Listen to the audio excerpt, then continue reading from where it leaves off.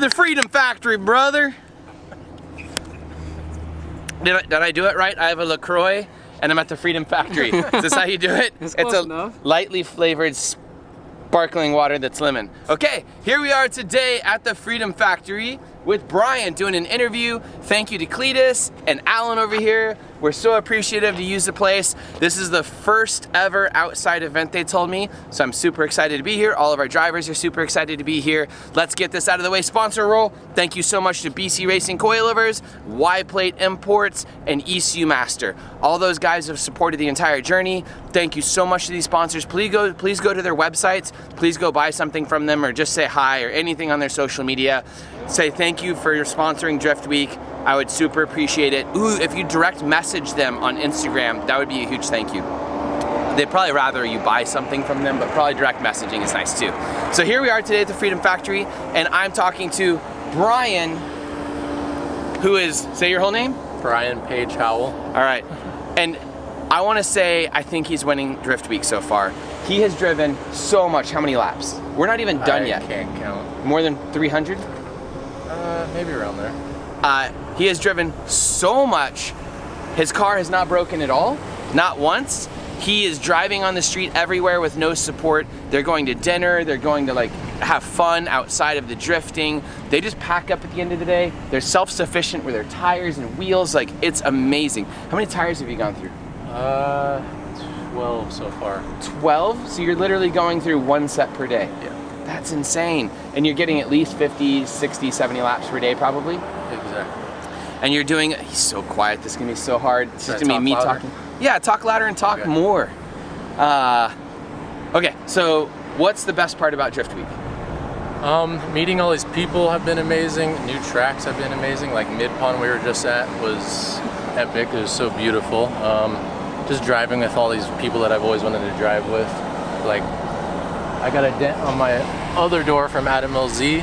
And then like Fielding hit me on the other side. Keep talking towards the camera. Trailing. He bent my other side, so that's one thing I had to fix was just from contact with Fielding at Houston. But that was a quick tack weld and I was done. All right, let's say this. He's not gonna be a huge talker in this episode. When I first met him and everything, he came to Drift Week 1. He was there with Excel.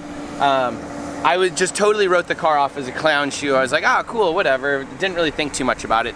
Now I've driven the car at GGP because he let me take some laps. I've watched this thing over a whole season of Lone Star Drift, Texas Street Legal. He competed with us in Texas. He parked the car in Texas and flew back and forth. He has driven a whole Drift Week. This car is so good. It is so reliable. It's fun to drive. It tandems with everyone. It's just like way better than my car, which has been broken in the trailer the whole trip, it feels like. My car actually runs pretty well, but has had an overheating problem. The temperatures just won't come down. This thing is amazing though. I can't say enough good things about it. Remember, it only has 200 horsepower. Yeah, but it's running. You know how important the car is to run? Would you rather have a broken car with 500 horsepower or one with 200 horsepower I like that my runs? running car with AC and radio, and it's pretty comfortable too. Would you drive this car in another Drift Week? Yeah, I would. Yeah? So you wouldn't go build another car, you wouldn't supercharge it, wouldn't complicate it? Nope. Because I've been having fun not working on the car. Being able to do everything I've been doing. I look at like Kevin Williams, who has a supercharged Corvette, but the Corvette has been worked on every single day for hours a day. And it's an awesome car, but like, I just want something that's not worked on. Okay, so this is gonna be a short interview at this rate. So you enjoyed Drift Week? Yes, I love Drift. What was the worst part about Drift Week? Caravanning with other people whose cars break down. That's about it though, but I was just there to help them at That's least. shade. Who broke down on you?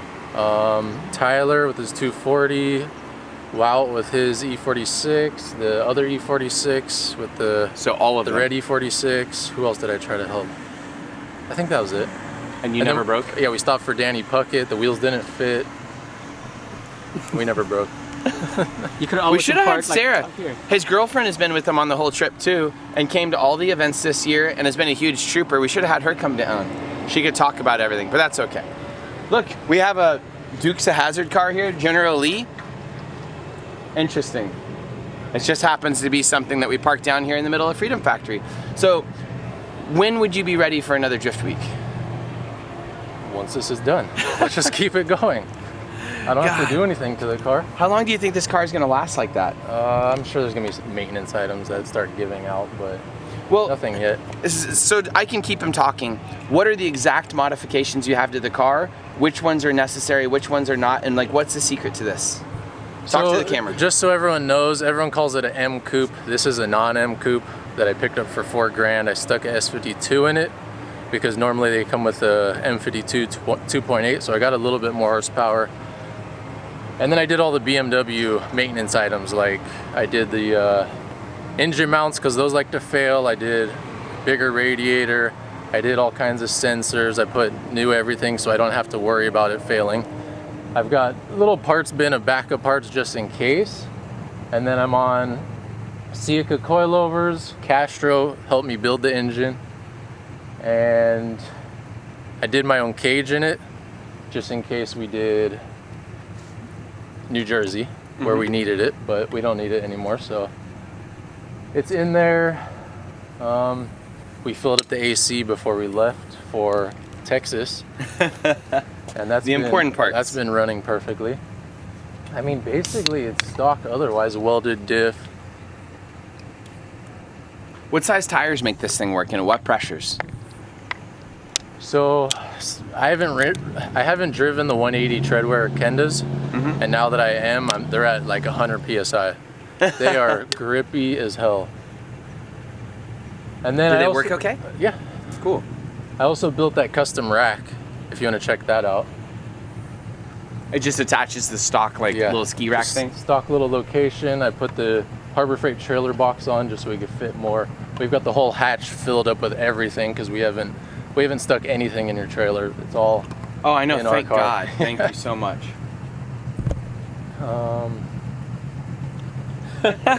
Cletus is climbing in the car through the window. Tandem donuts? I don't think it's his car. It's not mine. Well, this is a pretty simple interview then. Is there anything you'd like to say about like Texas Street Legal this year? Did you have fun? I enjoyed it. I don't know if I'm going to be able to do it if it's the full season, because 7 rounds is a lot to fly out and have to do while having a job. Absolutely. The 4 rounds was pretty obtainable, and they were all pretty close to where I was storing the car in Austin. So it was a 3-hour drive back and forth, which wasn't a big deal.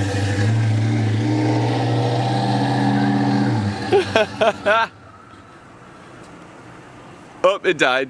It's not going to make it up the hill.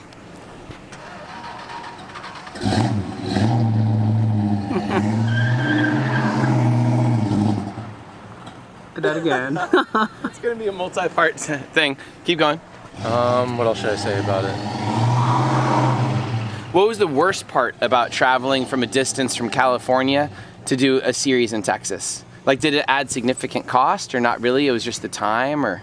It was just the time. There wasn't really any issues. After the season though, I guess during the season I was wearing down like the inner tire, the inside of the tires, not knowing that there was a piece of the subframe that was hitting. So on the drive home after the season, we popped 3 front tires, and that's why I've got a 3rd tire, and that's why the rack is a little bit sturdier.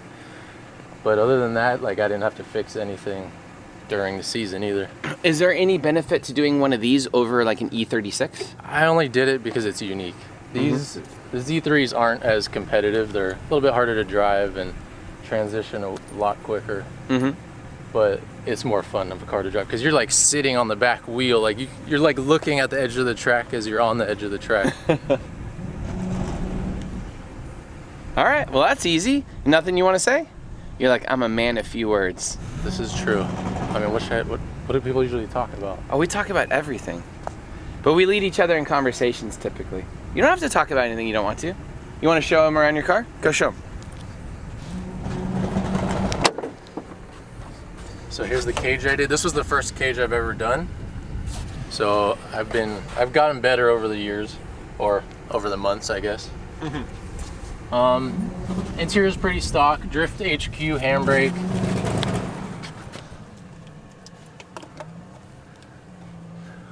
What else? Back is completely stock. I put everything back in that I could. Still got the CD changer, still have the stock subwoofer.